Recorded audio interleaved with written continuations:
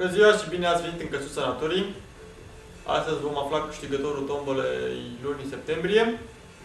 După cum bine știți, persoanele care au trecut pe la noi prin Căsuță în luna septembrie au avut posibilitatea să se înscrie la tombolă, iar acum, la începutul lunii octombrie, să aibă deshidratorul pentru 2 zile acasă. Ce face al nostru deshidrator și ce puteți face și dumneavoastră cu el, vedem. Usucă fructe și legume, astfel încât pe iarnă, pe toamnă, pe primăvară să avem tot timpul bunătăți făcute chiar de noi.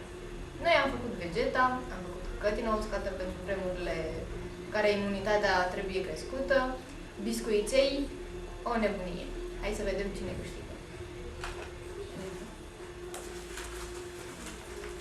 Extrage Liviu că e mai norocos așa din fire.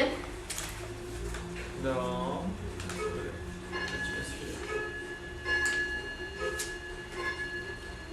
Buruiana Camelia.